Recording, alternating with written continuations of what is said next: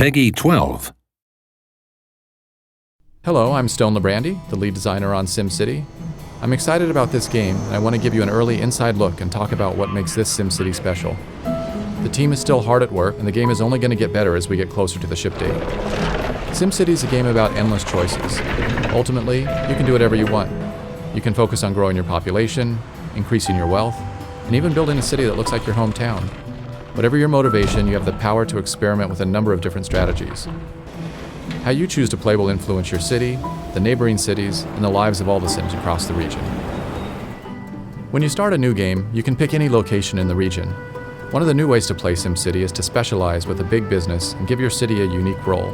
If I wanted to build an industrial city, I might pick this area near the water so that I could have access to large cargo ships. But I'm a gambler and I want to build a casino city. So I'm going to start in this area because these train tracks will bring in more tourists. Before I can build casinos, I need to establish basic city infrastructure. The first step is to connect to the outside world. This is how construction trucks, moving vans, and tourists will enter my city. There are many different road sizes to choose from. I'm going to make the connection with a wide avenue because I expect a lot of traffic on this road. Off to the side, I'll draw a smaller 4-lane street for city infrastructure buildings. Over here, I'll draw another road for residential housing. In the zone palette, there are 3 different zone types: residential, commercial, and industrial. I'll start by zoning a residential area where I want my houses to appear. I just paint along the roads like this. The surveyors will prepare the lots and get everything ready for the construction trucks. The workmen arrive and start building houses. To speed things up, I'll be skipping ahead in time throughout the video. Here come my new Sims. Getting them into my town is easy. The trick is getting them to stay. All Sims need 2 things: money and happiness. I'll start with the money first. Sims need jobs in order to make money. A simple way to create jobs is to build some factories. Factories also generate tax revenue, which will help me pay my city's bills. I zone for industrial just like I did for residential. I'm only going to zone a small area here because I don't want too many factories. They're pretty dirty and they won't help me attract tourists. Every Sim in this game has a personal agenda. We can see what this Sim's up to by clicking on him and following him around. Looks like this guy's anxious to get to his new job. Oh good, looks like he found one. I also need to keep my Sims happy. Once they get their paychecks, they'll try to spend their hard-earned money to buy happiness. Unfortunately, my city doesn't have any stores yet. I'm going to fix that by placing some commercial zones along this main strip to make it easier for the Sims to shop on their way to and from work. I want to zone for a lot of commercial buildings. Not only can my Sims shop here, but the commercial buildings are also going to attract tourists, which will benefit the casinos I'm going to build later. You can see by this flashing red icon that the Sims are asking for electricity. If I don't give them power, the city can't function properly. I'm going to take care of that by placing a wind power plant right over here. Wind power is great for a small town.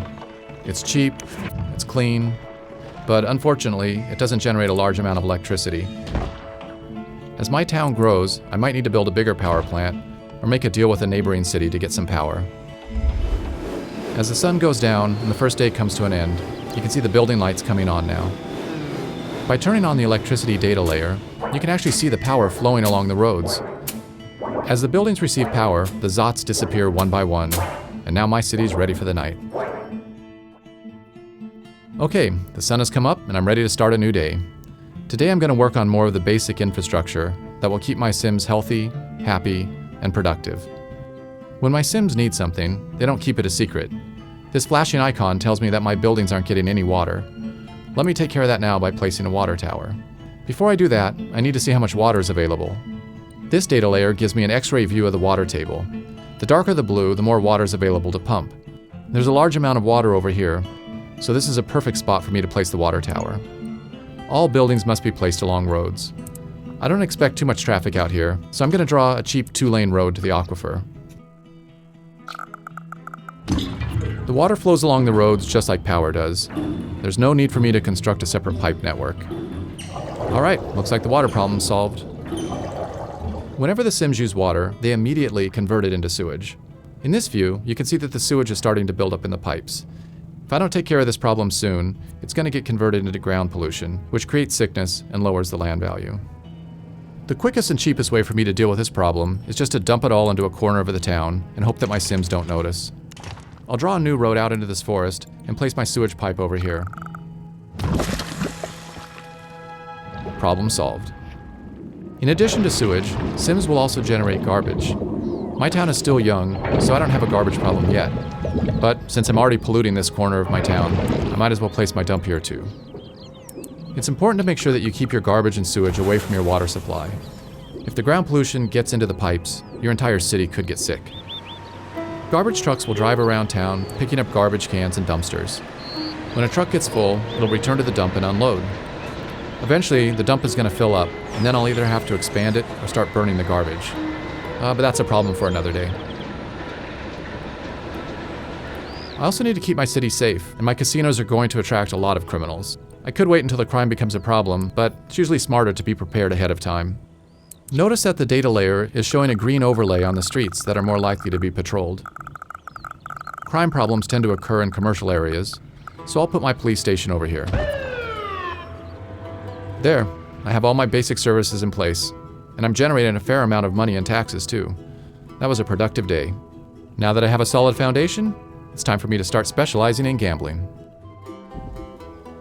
To save some time, I've jumped forward a few days. My city's a little bigger, and my population has grown. As I mentioned earlier, one of the new things you can do in SimCity is to create a big business. I'm ready to start building up my casino empire now. Casinos can generate large profits, but only if you can get enough tourists through the door. I can't immediately start building a fancy Las Vegas strip. Like everything else in SimCity, I'm going to have to earn it by starting small and then working my way up to greatness.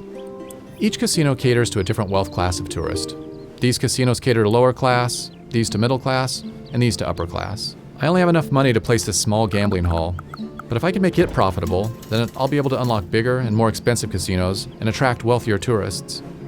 Right now, I just need to focus on getting as many tourists into this casino as possible.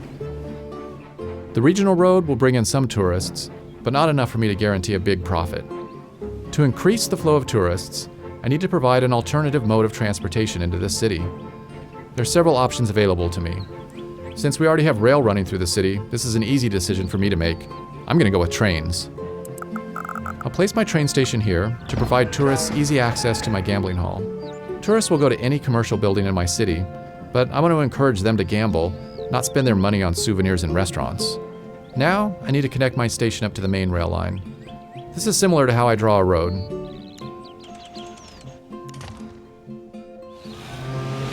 And here comes my first trainload of tourists now. Looks like my little gambling hall is a hit. I'm already making a profit, and things are looking good. My casino city is off to a good start, but I still have a long way to go. That's one of the great things about SimCity. No matter how much you do, there's always new things to try. Thanks for watching. See you next time, and we'll take a closer look at multi-city play in the region.